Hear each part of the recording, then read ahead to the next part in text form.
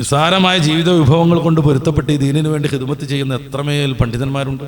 മദ്രസ ഉസ്താദുമാരൊക്കെ മൂക്കൊഴുകിയാൽ എന്ത് ചെയ്യണം എന്നറിയാത്ത കുഞ്ഞു മോനാണ് അങ്ങോട്ട് കടന്നു വരുന്നത്. മുണ്ടഴിഞ്ഞാൽ എങ്ങനെയാണത് പുനഃസ്ഥാപിക്കുക എന്നറിയാത്ത കുട്ടി. അവനെ സ്നേഹം പകർന്ന്, സാന്ത്വനം പകർന്ന്, വാത്സല്യം പകർന്ന് ദീന് പഠിച്ച നല്ലൊരു മനുഷ്യനാക്കി പുറത്തെടുക്കുന്ന ദൗത്യം ചില്ലറൊന്നുമല്ല. ഖുർആൻ പഠിപ്പിച്ചു കൊടുക്കുന്നു, ഫിഖ് പഠിപ്പിച്ചു കൊടുക്കുന്നു, ആരാധനകൾ പഠിപ്പിച്ചു കൊടുക്കുന്നു. ഇതുവരെയും അവർ സമരം ചെയ്തത് നമ്മൾ കണ്ടിട്ടില്ല. ഇതുവരെയും അവർ പഠിപ്പ് മുടക്കിയത് നമ്മുടെ ശ്രദ്ധയിലില്ല. അകാരണമായി ബഹിഷ്കരിക്കപ്പെടാറുണ്ട്. പലപ്പോഴും ജീവിതം തന്നെ ദുസ്സഹമാകും വിധം ജോലിയിൽ നിന്ന് പുറത്താക്കാറുണ്ട്. ലോകത്ത് തീരെ ജോലി സുരക്ഷിതത്വമില്ലാത്ത വിഭാഗമാണ് അവർ. എന്നാലും ഒരു പ്രതിഷേധവും നമ്മൾ കണ്ടിട്ടില്ല. പ്രാർത്ഥന കൊണ്ട് പോലും ഈ പുറത്താക്കാനുള്ള കാരണക്കാരെ അവർ ദ്രോഹിച്ചിട്ടില്ല.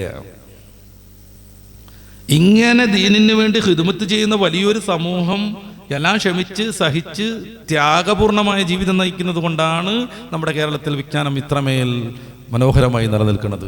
ലോകത്തിൻ്റെ വിവിധ ഭാഗങ്ങളിൽ അത് അനുഭവിക്കാത്തതും. അതിനുവേണ്ടിയുള്ള നമ്മുടെ സംഘടനകൾ വലിയ പ്രവർത്തനവും സേവന ചെയ്യുന്നത്.